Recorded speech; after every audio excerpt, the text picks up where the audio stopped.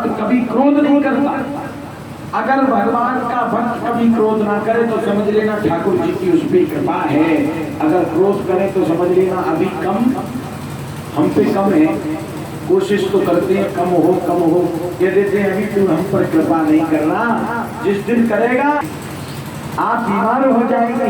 प्रता है क्यों लिखती है मेरी कुटिया में आ जाओ, तो लक्ष्मी जी उसकी कुटिया में आकर बैठ गई और नारायण को देख लिया कि वो बैठे हैं चिंताकारी। नारायण ने लक्ष्मी को देख लिया, आंखें ही आंखें दोनों की मिल गई। बोले हम लीला कर रही हूँ, कर लो। पर श्रोताओं, आपके घर कोई आए तो अपन चाय पानी भोजन की तो पूछते ही हैं। घर पर अतिथि आए जब भोजन का समय हो जाए तो कह देते भैया भोजन तो कर लो। देखो गृहस्थी ही एक ऐसी चीज है, गांठ मार लो अपने से। बड़ा तो कोई तुमसे बड़ा तो है ही नहीं। देखो अगर ग्रस्त नहीं होता तो संत भी नहीं होती। संत का पेट कौन पालता, महात्माओं का उदर पूर्ति कौन करता, उनकी भक्ति में साधक कौन होता, वैरागियों की सहायता कौन करता, भगवान के भक्तों का भरण पोषण कौन करता, अगर ग्रस्त नहीं होता। ग्रस्त तो इन चारों धर्मों की सुरक्षा करता है। वानप्रस्थ, संन्यास, वेदव्रत, मनोग्रस्त, इन चारों धर्मों की सुरक्षा करता है ग्रस्त। तो ग्रस्त जो चारों का भरण पोषण कर रहा है उससे श्रेष्ठ कोई धर्म नहीं है। अगर बाबा जियों के आश्रम में ग्रस्त जाना बंद कर दें तो उनकी आदि पाठ पूजा तो यूं ही चली जाएगी। क्यों कि भगवान कहते हैं कलयुग में जितने भी हैं वो सब लक्ष्मी के दास हैं। और दरिद्रता सबसे बड़ा संकट है। जब मनुष्य के ऊपर दरिद्रता आती है तो तपस्वियों के तप छूट जाते हैं, योगियों का योग त्याग जाता है, बड़े बड़े धर्माचार धर्म से विध्वंस हो जाते हैं, धर्म से गिर जाते हैं। गरीबी संसार का सबसे बड़ा दुख है, ये ध्यान रखना। पाठ पूजा में भी मन नहीं लगता जब गरीबी आती है। तो ध्यान रखो जो मेरे गोविंद की शरण में चला जाता है उसको ये कष्ट भोगना नहीं पड़ता। दारिद्रस्त क्षय रोगी दरिद्री भी आज धनवान बन जाता है मेरे भागवत भगवान की कथा सुनकर। बोल भागवत भगवान की। और तुम्हारे पास तो एक महीना है, 7 दिन भी नहीं, एक माह। तो आज श्रोताओं भगवत कृपा ऐसी हुई कि वो भक्त गोविंद देव गया और कहने लगा माँ कुछ भोजन प्रसादी आप पाएंगी क्या? बोले बेटा हो तो ला दो। बोले बिल्कुल है। तो वो उनकी पत्नी देखो शब्द सेवा करो या गुरु सेवा करो तो जोड़े से तभी आपको उसका लाभ मिलेगा। शास्त्रों में ऐसा लिखा है कि जब पुरुष धर्म करता है तो उसका आधा धर्म उसकी पत्नी को प्राप्त होता है। जब उसकी स्त्री धर्म करती है तो उसको पूरा प्राप्त होता है, उसके पति को उसमें एक भी भाग नहीं मिलता। और जब पुरुष पाप करता है तो उस पूरे पापों को वही भोगता है। और स्त्री पाप करती है तो उसके आधे पापों को उसका पति भोगता है। देखिए भगवान ने पहले ही 50% आरक्षण दे रखा है। स्त्रियों को पहले ही पुण्य करेगी तो उसका और पाप करेगी तो आधे उसके पति का। तो ऐसा कहा गया है कि जब स्त्री धर्म करे तो उसमें अपने पति का हाथ जरूर लगाए तो उसको आधा पुण्य प्राप्त हो जाए।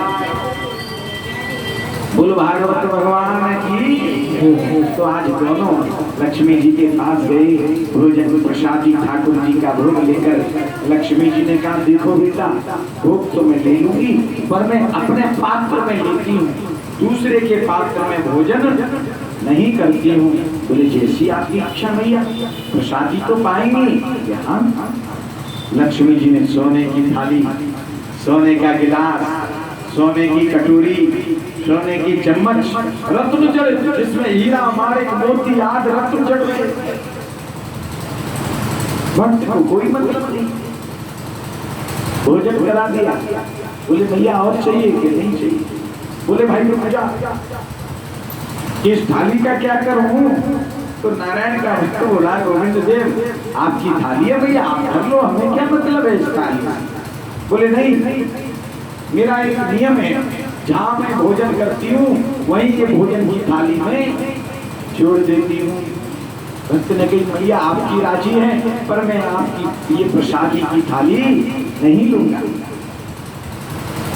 अब स्त्री स्वभाव तो चंचल होता है, भीतर चला गया। पत्नी गई, बाबरी है गई और क्या अकल है क्या ना है? सोने की थाली है, हीरा माणिक मोती लगे हुए, बड़े त्यागी बन रहे हो तुम।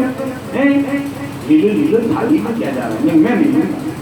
बार बार पति पत्नी में वहां तर्क हुई और वो बेचारा हार गया।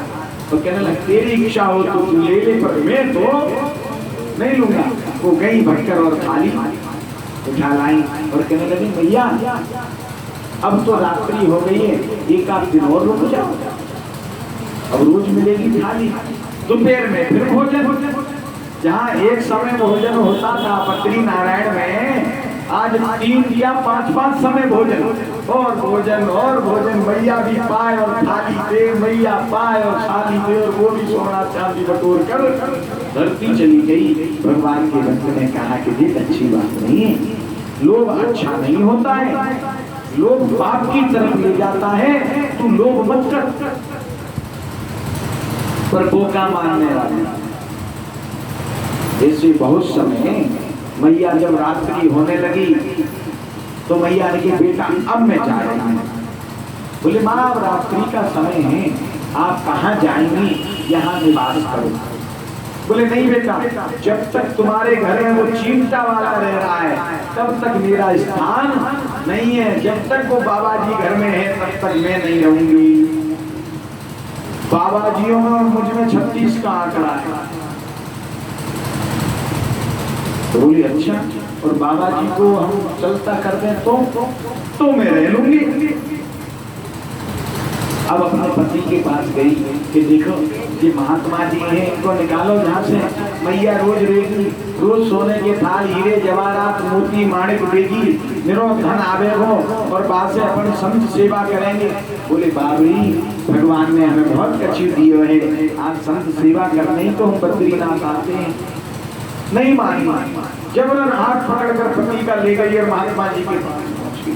बोले महाराज यहाँ अब आप यहाँ से जाओ। बोले हमने तो पहले ही कहा था तुमसे कि हम 4 महीने से आगे हमारा चिमटा नहीं पड़ेगा। बार बार हमने विनय की और नारायण वहां से जाने को तैयार नहीं है।